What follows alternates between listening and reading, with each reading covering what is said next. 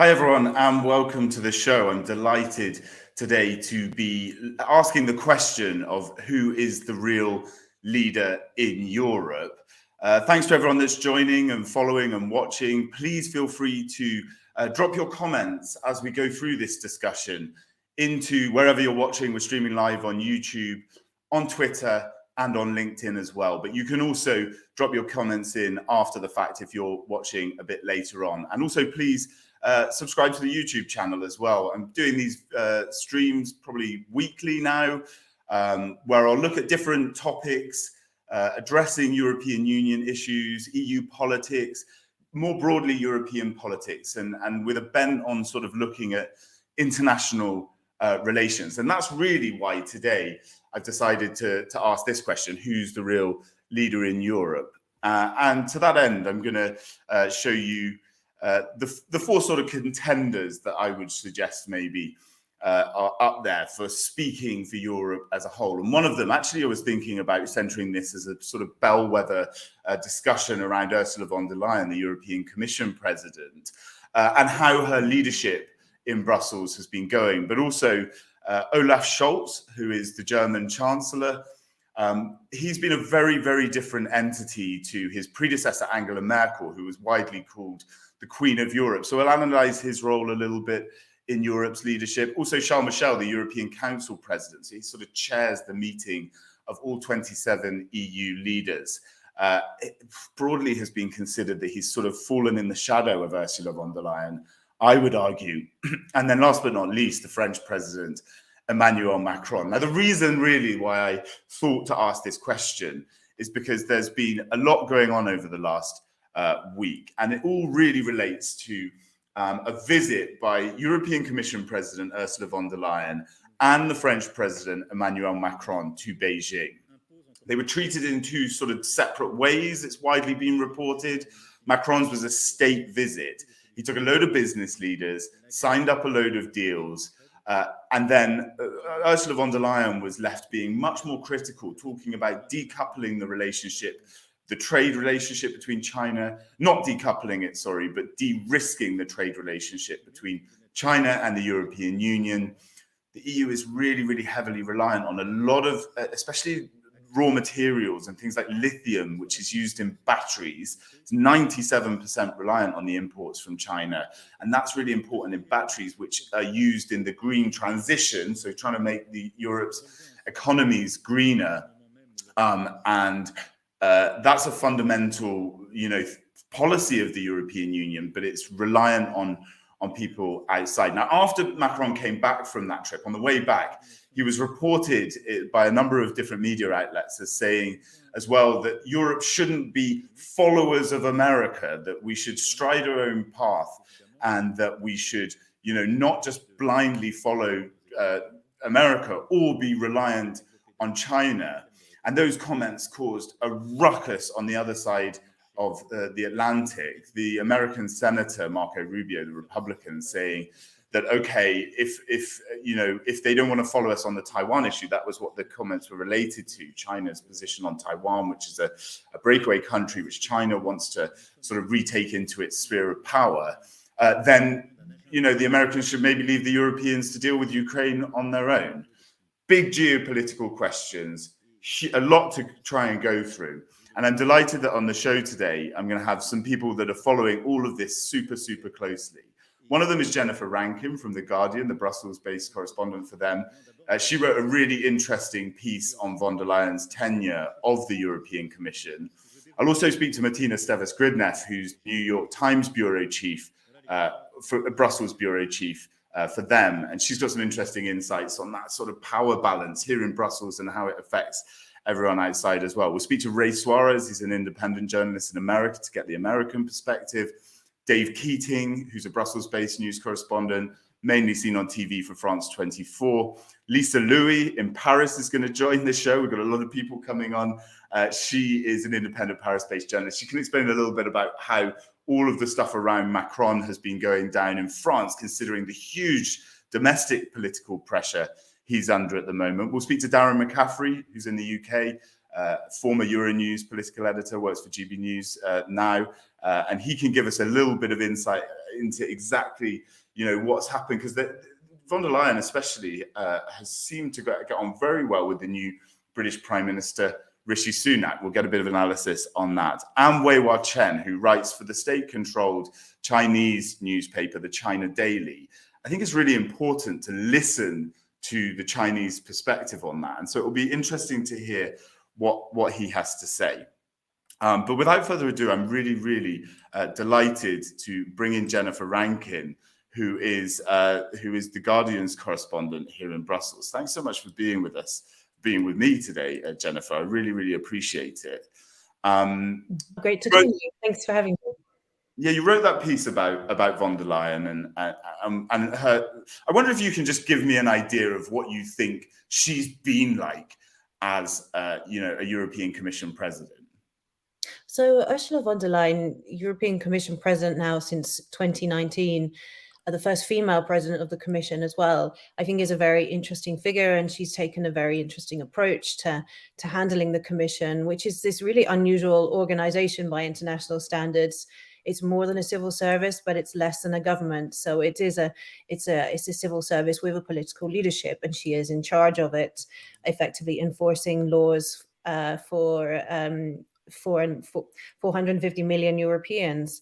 And she's taken much more, I think, of a role on the world stage than her predecessors. She came into office saying she wanted to lead a geopolitical commission, and then very soon afterwards, Russia invaded Ukraine, and that provided a test to show whether she was going to demonstrate her international credentials. By the reading of people inside the Commission, even people who were rather critical of her, they think she got the big judgment call right on Ukraine, that she supported Ukraine and has led the EU through some historically tough historically tough sanctions against the Russian government, and has shown leadership, for example, in bringing Ukraine forward closer to Europe by ensuring Ukraine now has candidate status and begins the long, long path to EU membership. So I think on this issue, for example, she's gained a lot of credit as someone who is speaking for Europe. But of course, your program is about who is the real leader in Europe today, and I think we can say there isn't just one leader for Europe, and I don't think for the foreseeable future there will be.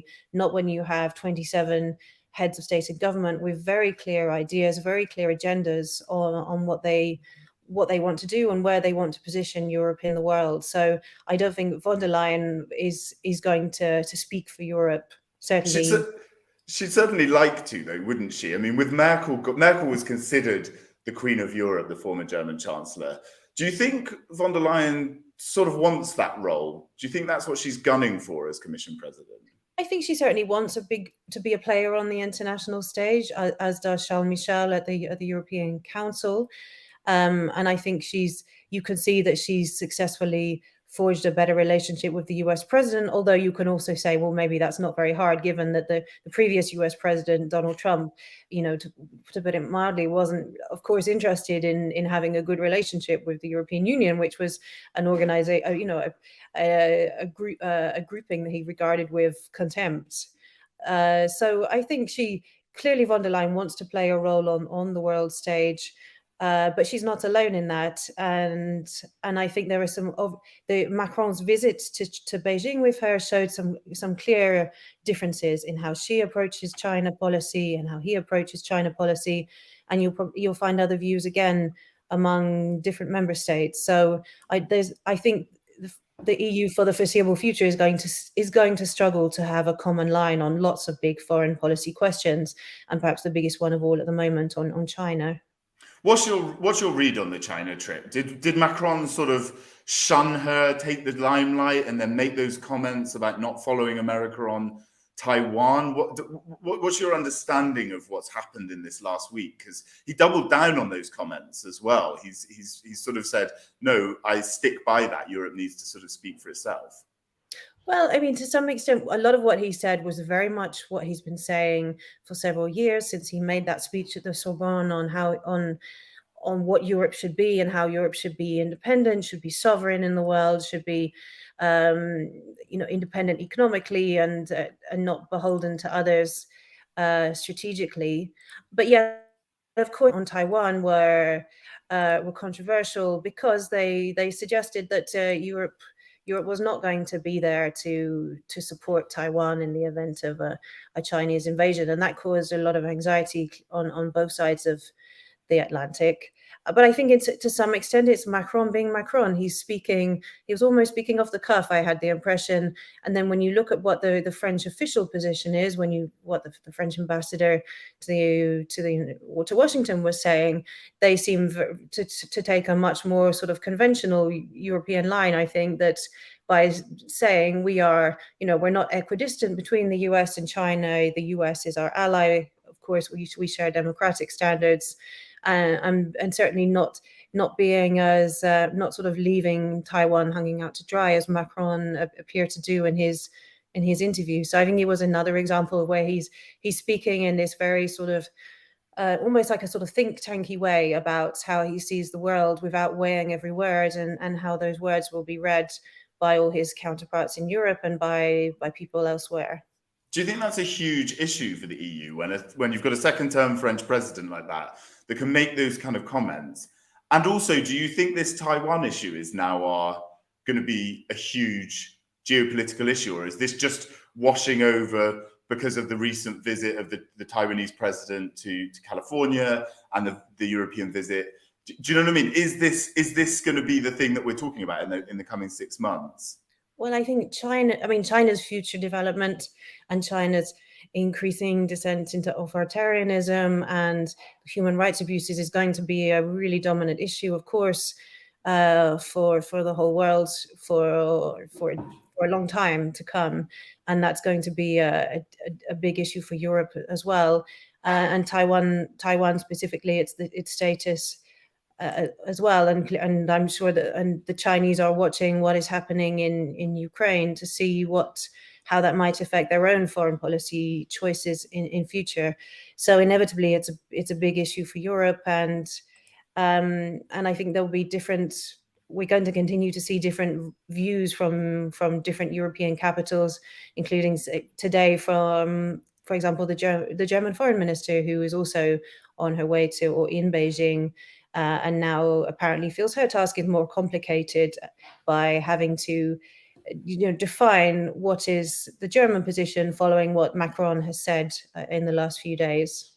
Yeah, on that, without one single leader of the European Union or the European project, is it wise to have all of these ministers, leaders, etc., traipsing through Beijing, trying to give different messages? Do you think China gets the same message from Europe, from all of these figures that have been going in there? We saw the Spanish Prime Minister, Pedro Sanchez, Olaf Scholz not too recently, the German Chancellor was in there too.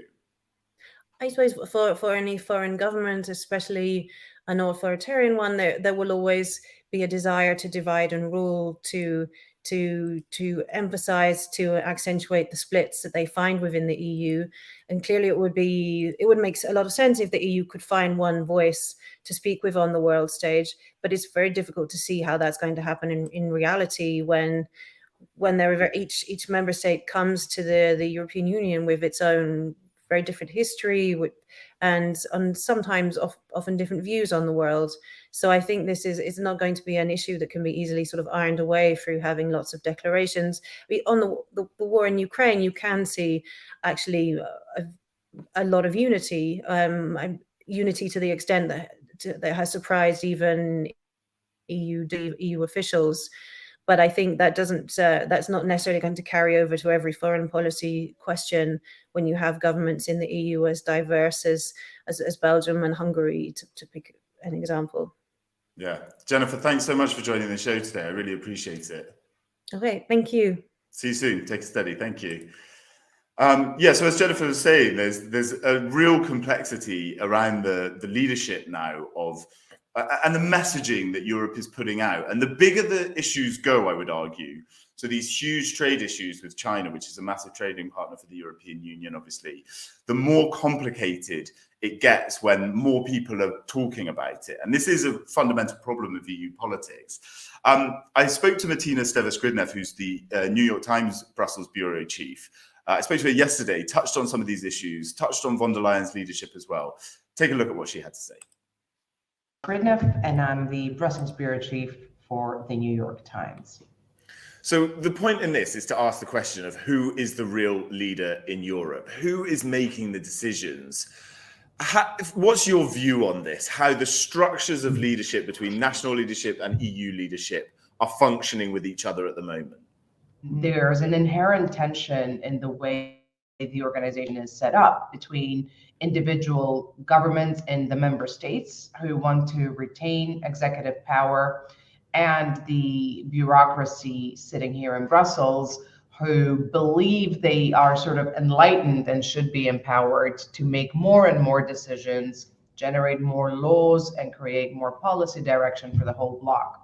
What's von der Leyen's plan of action been, specifically her within the Commission, but also her personal plan to lead Europe?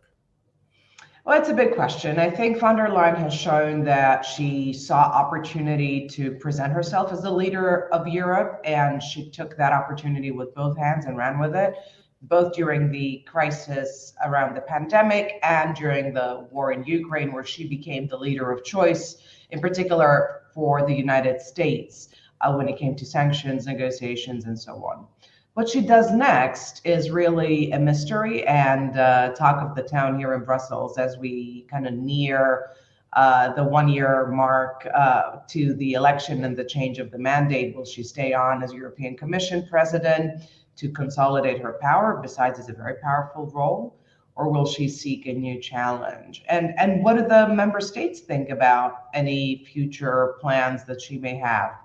What has her mandate in the Commission done for the presidencies and the division between the Council and the Commission? I would argue it used to be a little bit more a duo, but she has streaked ahead on the international sort of scene, right?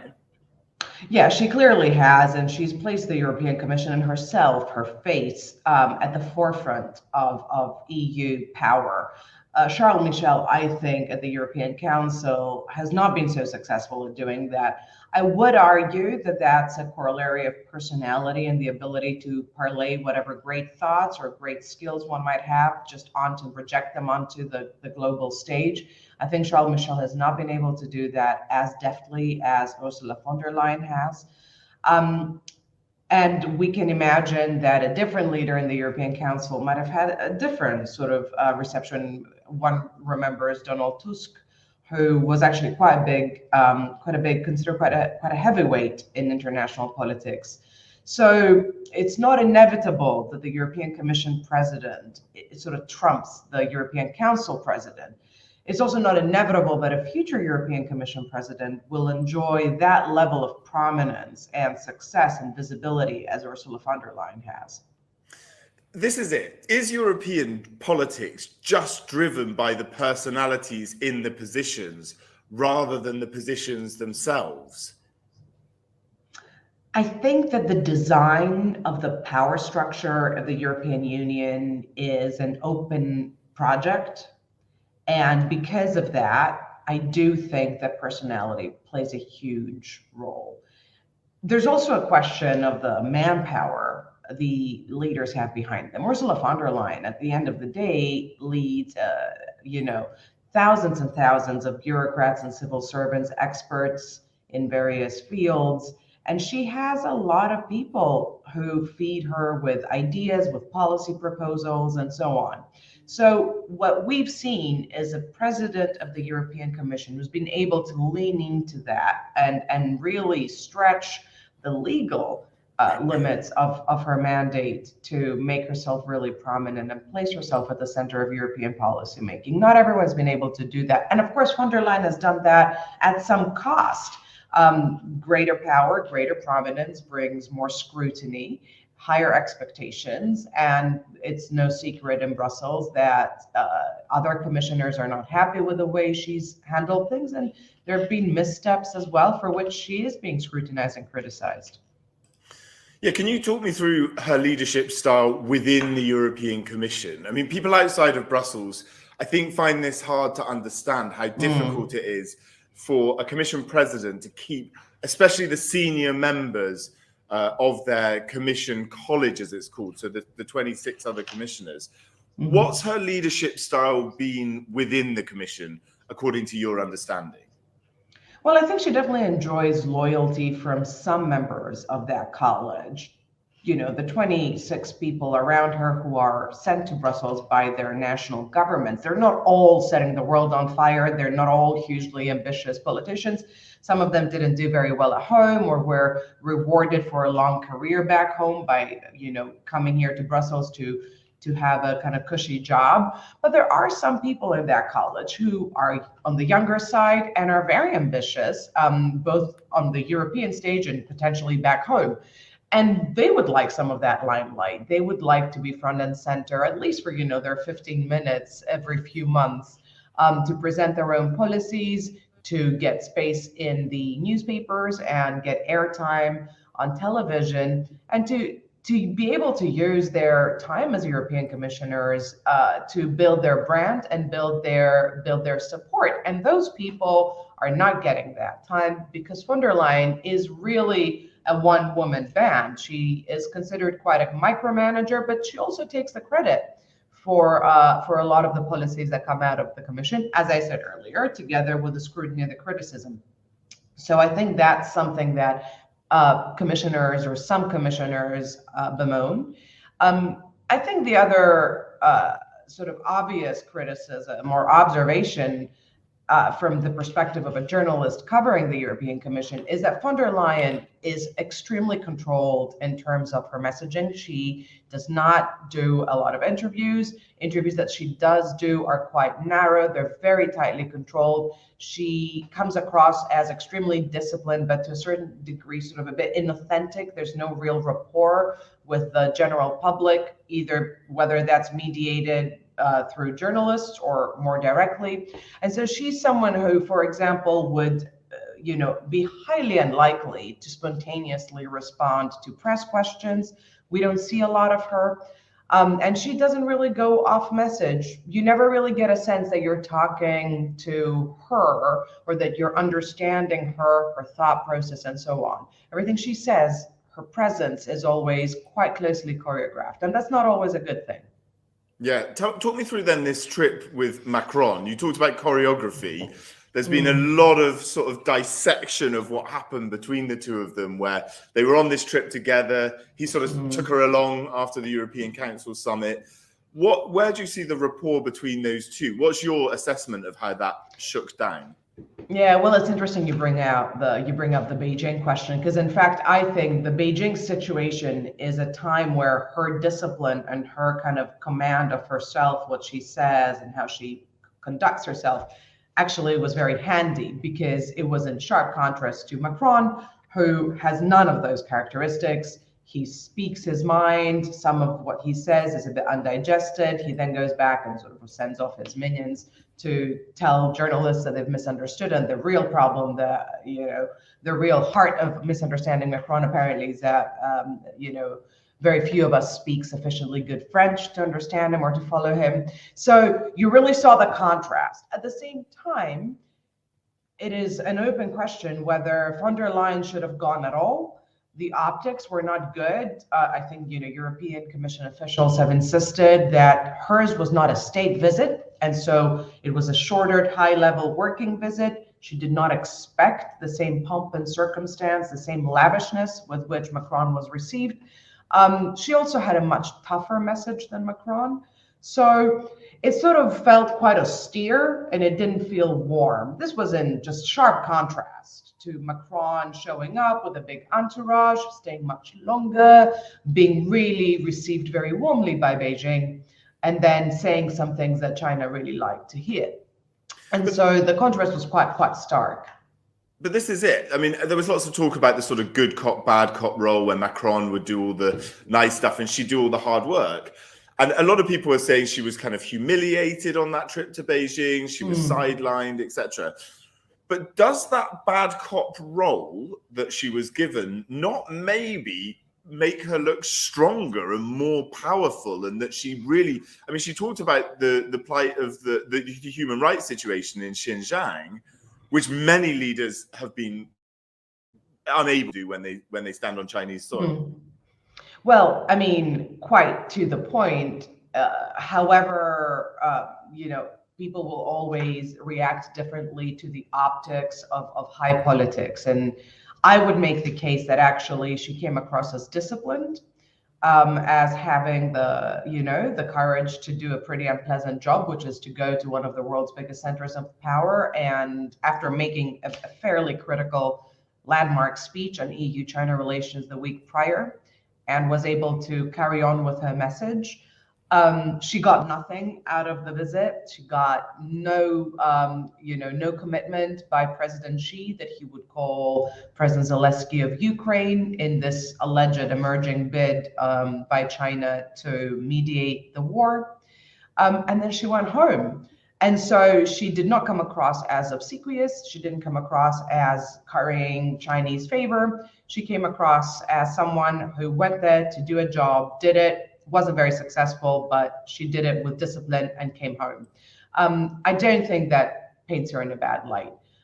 Macron, by contrast, came across as someone who went there to cozy up to China, and that is what people think happened. So if that was his goal, then he was successful in achieving it. It hasn't played very well in about half of Europe, but I think that's a risk the French president was prepared to take and doesn't really care about. This is it. How much is European leadership on the international stage about how willing a leader is to put themselves out there?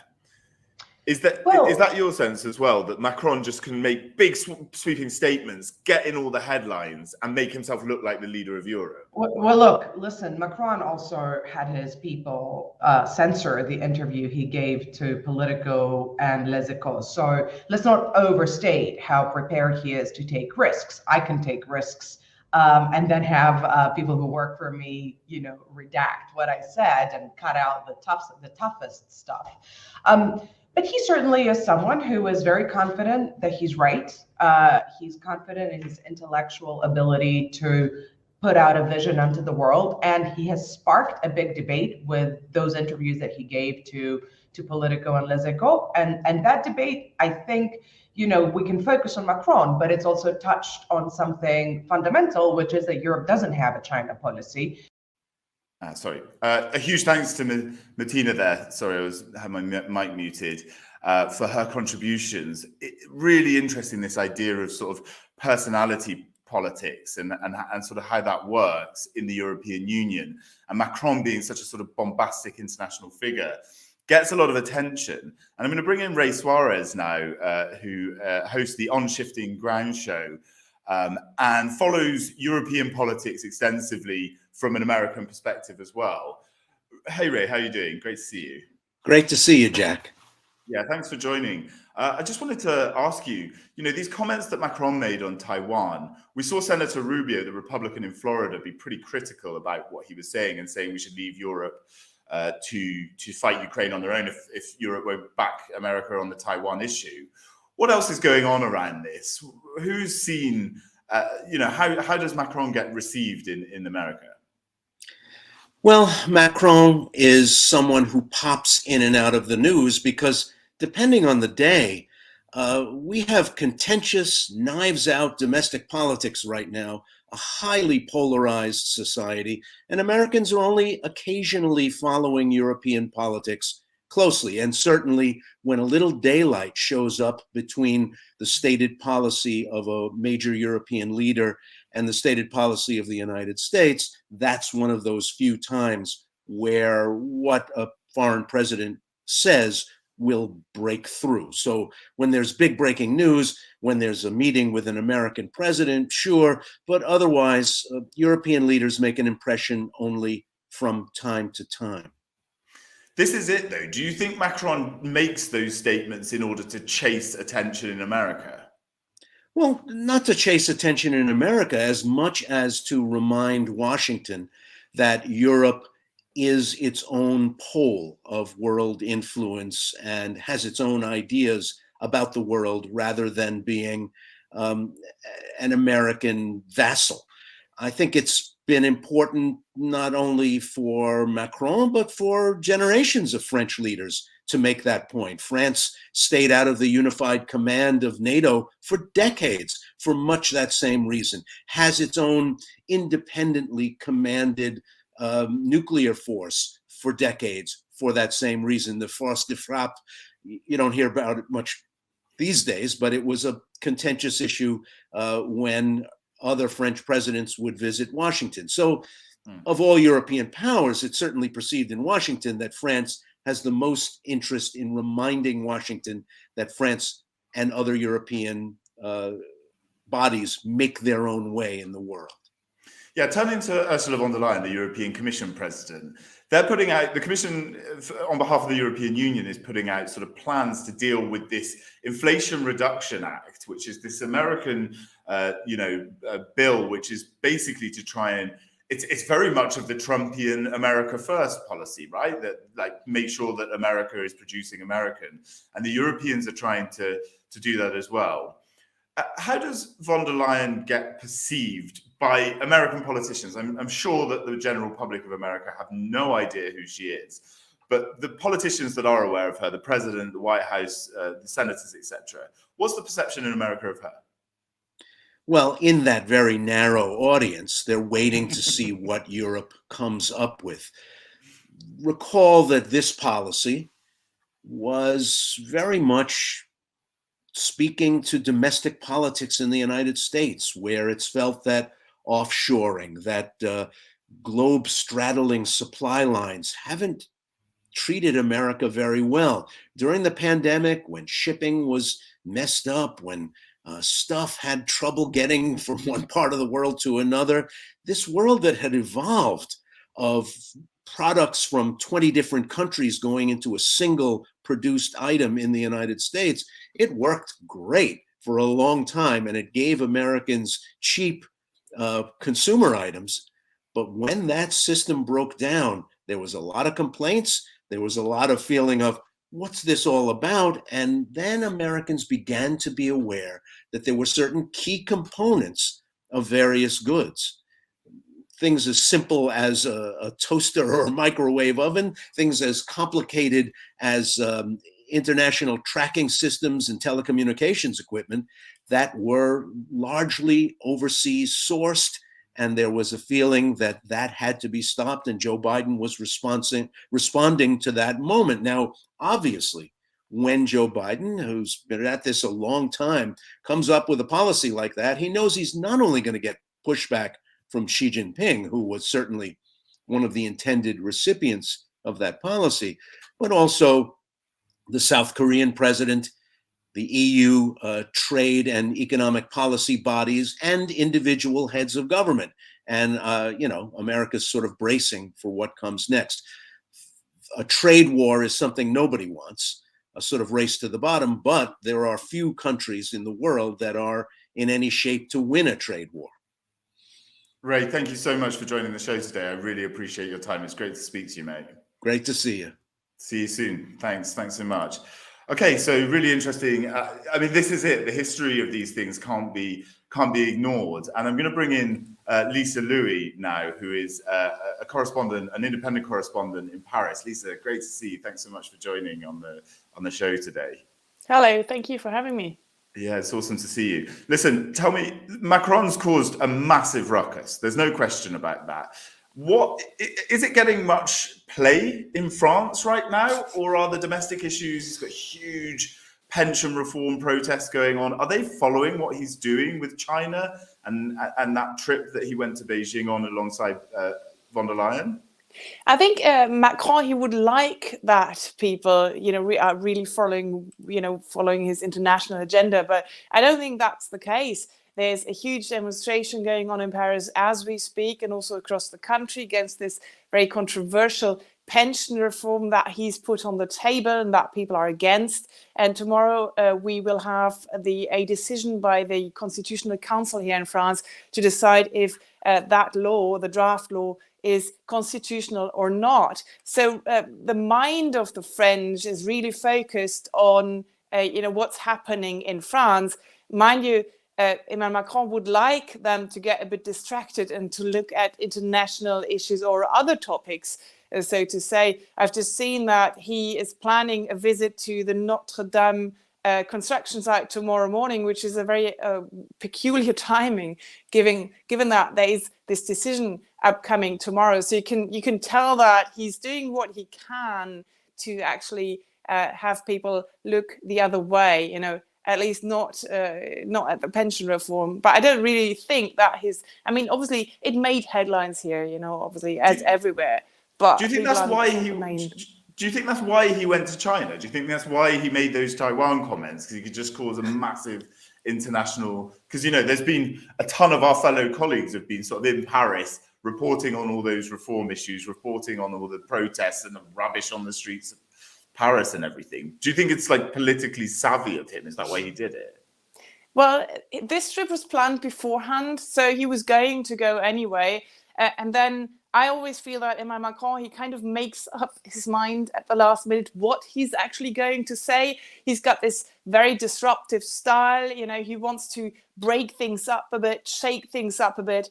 And it might as well be that he went there and he thought, oh, let's just talk about Taiwan, just cause a little bit of a stir so that people look at what I'm doing as an international leader. But obviously that also plays well along with what people think in generally in France. There's a lot more some kind of a critical attitude when it comes to NATO. People are really critical. That comes obviously also from General Charles de Gaulle. France has always tried to underline that they're not following the US, and that's really what Emmanuel Macron is underlining now.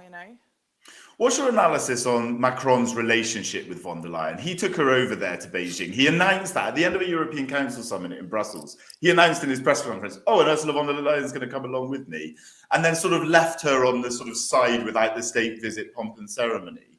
Do you think that was disrespectful to her? Do you think that shows that? Why did he do that, in your opinion? It's very peculiar because on the one hand, obviously, he also always wants to show that he's part of the EU, that he's a European leader, that he plays a role, and that really, was what one could, how one could actually interpret this, this common visit and taking her along. On the other hand, as you said, she's kind of been left hanging there, and he's been taking the limelight really during this trip. So I think he wanted to show that he's part of the European Union, but maybe he was also trying to show that, he had a voice and that people would listen to him, and that he was actually not just following her, but maybe that other would follow him. But obviously afterwards, when you look at the comments from other European leaders, that doesn't have that hasn't gone that well, really, because people, are opposed to what he said, as you know. Oh, I cut you off there, Lisa. Thank you so much. I'm outputting this. I'm controlling the studio as I'm speaking as well. So listen, Lisa, it's really great to speak to you. Thanks so much for joining the show today, and see you soon. Thank you for having me. Yeah, have a great day.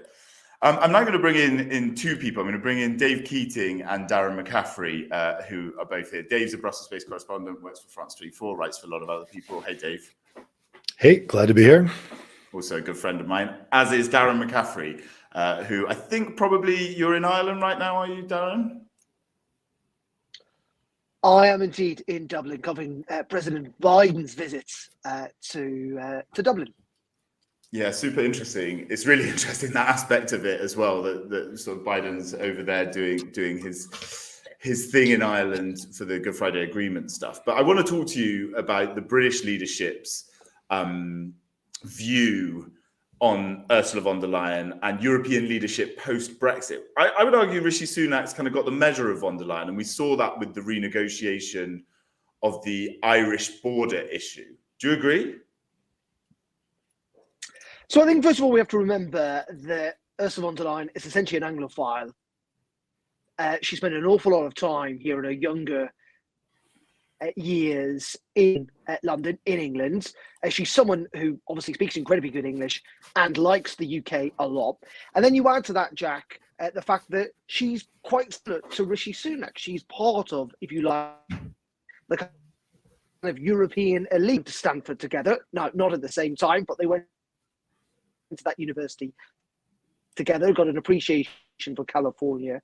But more than that, I think the reason they get on is not just because they're quite similar people. And I've spoken to Rishi Sunak about Ursula von der Leyen, and they talk about how their children are interested in horses and that sort of stuff, is that in the end, she feels that she can deal with him. In the end, she feels that she's not going to be kind of chucked over the hedge, if you like, by him using the EU as a kind of political bat back in the UK.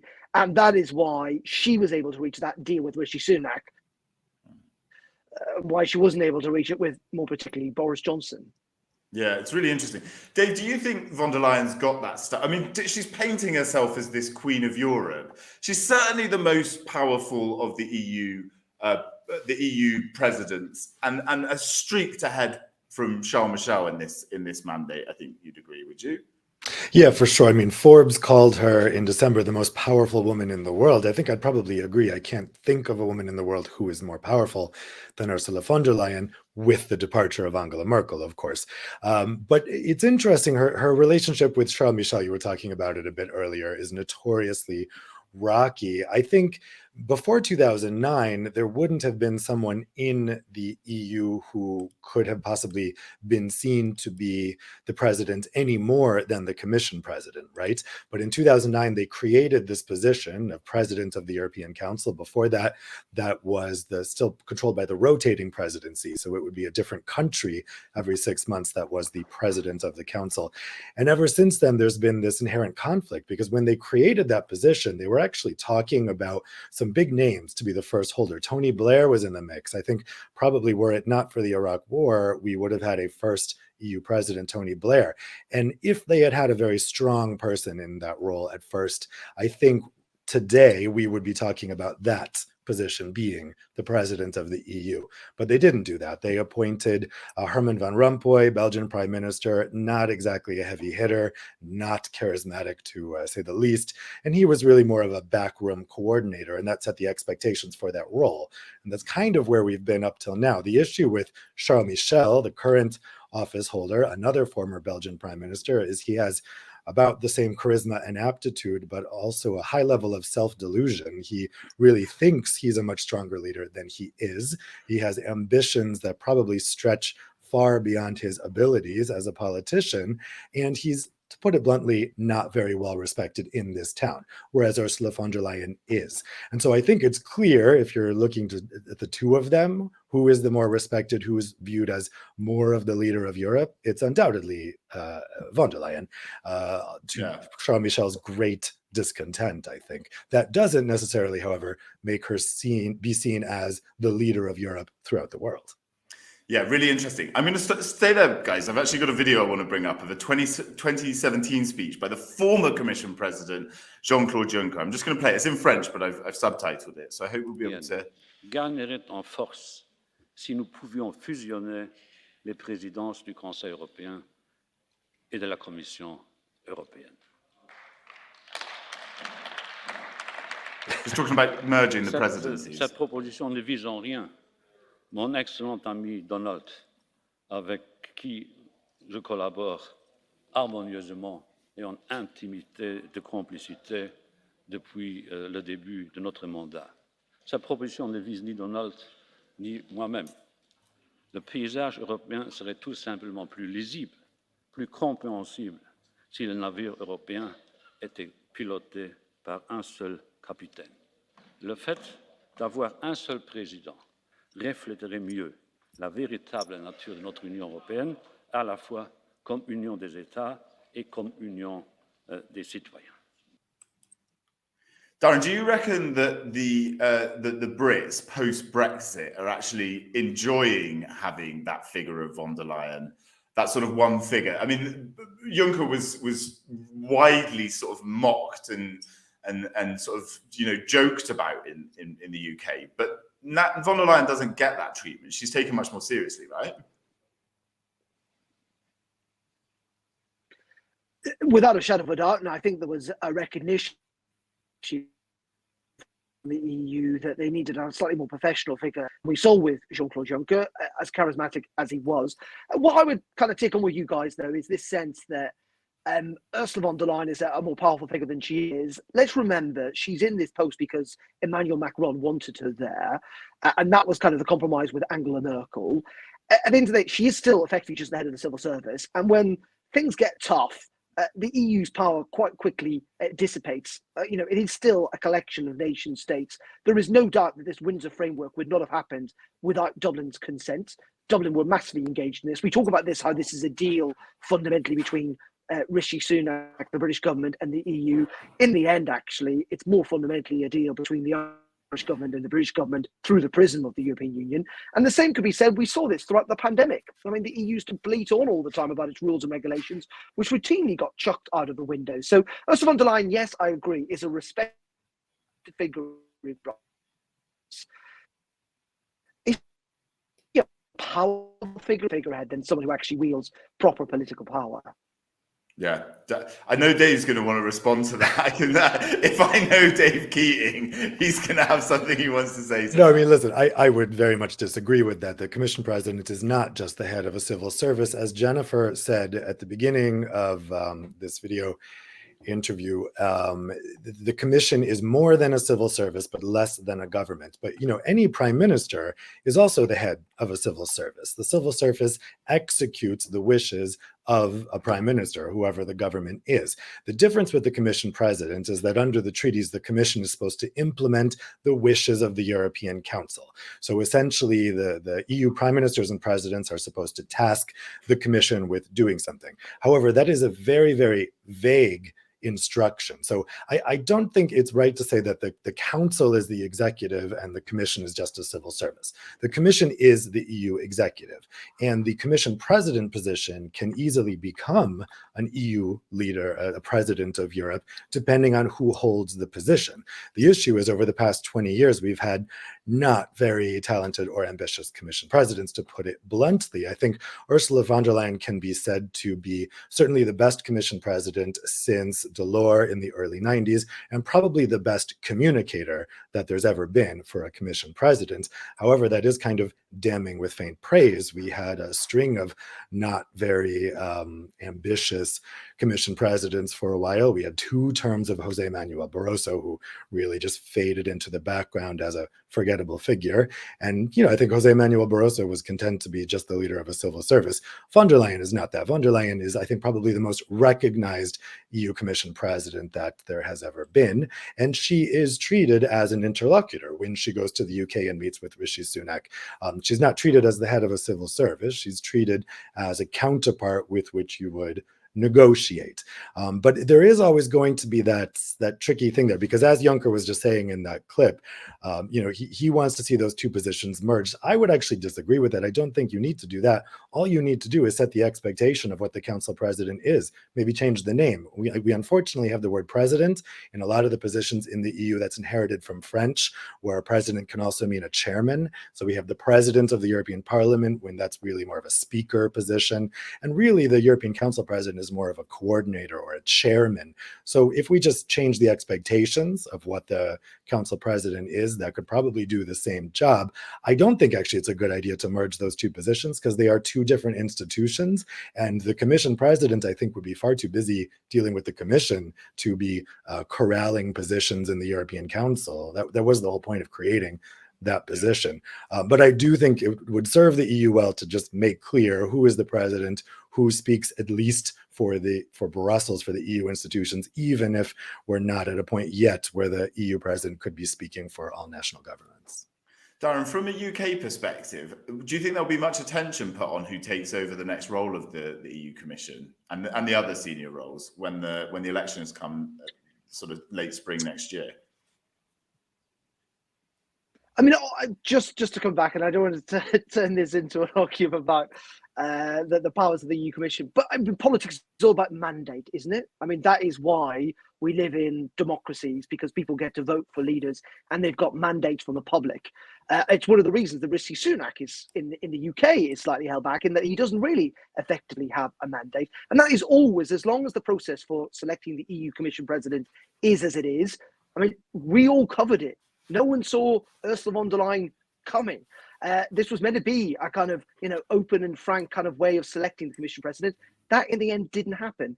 And she's an interlocutor, she is to a degree, but we've been to G7 summits, to G20 summits.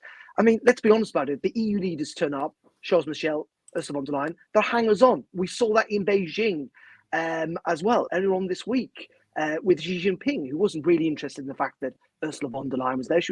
He was there, sorry, to talk to Emmanuel Macron. In terms of the UK aspect of this, clearly the UK has never been as interested in European affairs as many other countries, not least of all the country I'm sat in now, Ireland, which is really, really interested. You only have to look at the media coverage of what's happening in Brussels.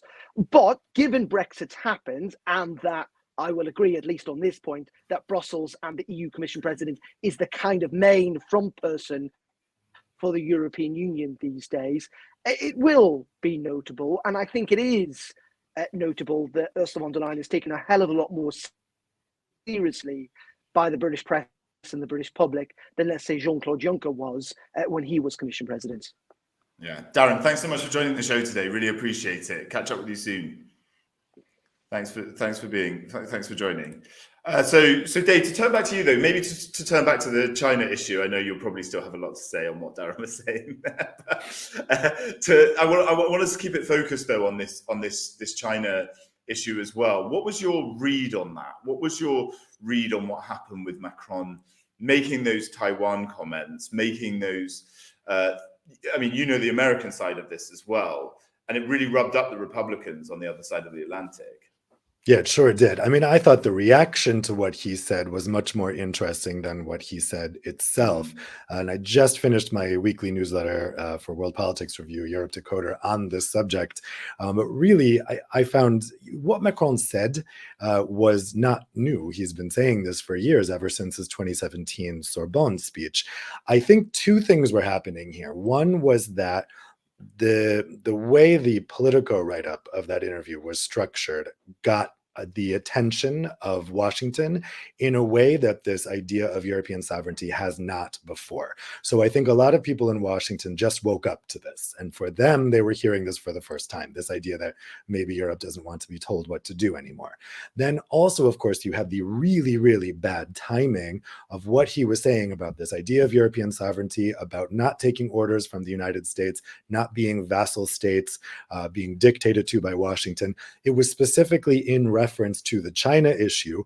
And as he was giving that interview on the plane, you had China encircling Taiwan with warships. So it was poorly timed, but I think the reaction, well, I think a lot of it was just silly. For one thing, I think his actual position on Taiwan was misunderstood. And I think, as Matina was saying before, Macron tends to be frequently misunderstood in Anglophone media. I think there's probably blame on both sides there for that. But, you know, the French government has reiterated that their position on Taiwan has not changed, that they believe in a sovereign Taiwan.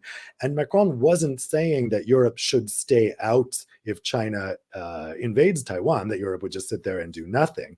But he was saying that Europe needs to develop its own independent response with its greatest ally, the United States. But the idea that Europe should go to war with China, if America decides to go to war with China, simply because Washington has told European countries to do so, that is the idea he's taking issue with. He's saying Europe needs to think about this very carefully. And I really get the impression that the fiercest critics of Macron, especially coming from Eastern Europe, from Germany, and from the United Kingdom, haven't given this Taiwan issue actually very much thought.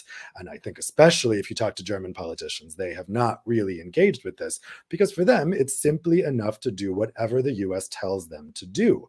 And they don't want to develop an independent policy. I think that's why the ferocity was so huge in the reaction to this, because they don't want to talk about Taiwan. And they certainly don't want to be upfront with their citizens about how much Europe is dependent on the United States. Macron actually wants to talk about that. Macron, France in general, has for years been pushing European countries to spend more on defense, the same way the US has, but countries like Germany have been ignoring it. So I think this is the thing with Macron. He is an ideas guy. He is willing to get ahead out there and say unpopular things that he knows are not going to go over well in large areas of Europe. He's a thought leader.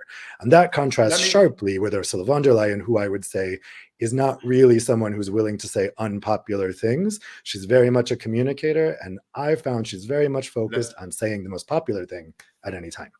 Yeah, I'm going to try and bring in Weihau Chen. I don't know if you can hear us. Yes. Weihua.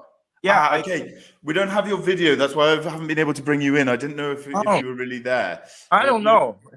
Your video is not on. How can I open it? I think it's weird because That's okay. We can hear you. We can hear you. So just because we're running a bit out of time on the show, listen. You write for the Chinese, state publication, the China Daily. What has this trip been? How's it been reported in China? Has the sort of divisions between Macron and von der Leyen been reported there? What's your view on it all?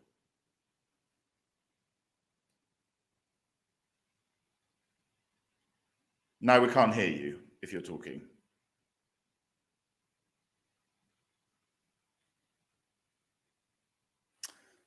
Okay, are you there? Yeah. I tried to get the camera on. I don't know why. What's happening? Yeah, just because we're live, you just don't worry about the camera. Did you hear the question I asked? You can just explain to us a little bit about. I didn't hear the question. Sorry. What's the reaction been to the Macron comments in China and the von der Leyen visit as well?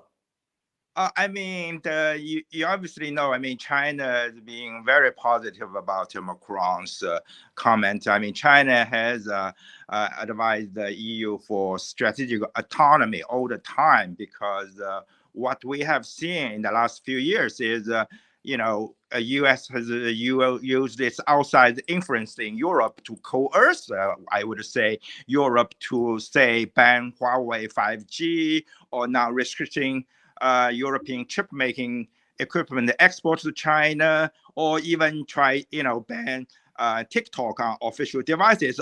This is, I think, China believe it's not the EU exercising a strategic autonomy, but rather acting under the U.S. influence or coercion. So in that way, China always believe, France, as we remember in 2003, France and Germany opposed the U.S. invasion of Iraq, and that was criticized heavily at the time. Washington renamed the French fry into freedom fries. So now we all know this is a brilliant, most courageous, wise decision not to join that disaster war like many of European nations actually.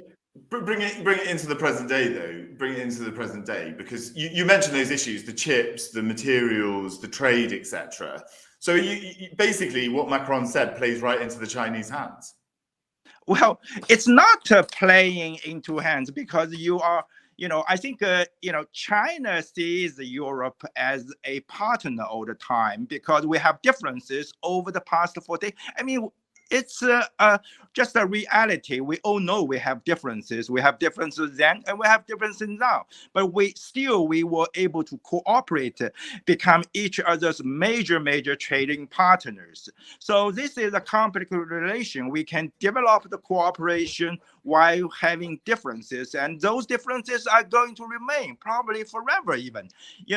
That's the Chinese view. And so I think China believes that EU, in the last few years, since the Trump administration has just like U.S. reversed the China policy, EU has been negatively impacted, like the investment treaty, now being frozen. Actually, if you talk to EU's DG for trade, Sabine Wiener, she would tell you this is a sort of a one-sided Chinese concession to EU for level playing field. It's all good for EU. Why you guys don't ratify it and still complaining trade barrier? And this is that was an interesting part of the visit to Beijing. Von der Leyen was asked about it right at the end. She was asked whether that trading agreement was dead, and she sort of didn't respond to it properly.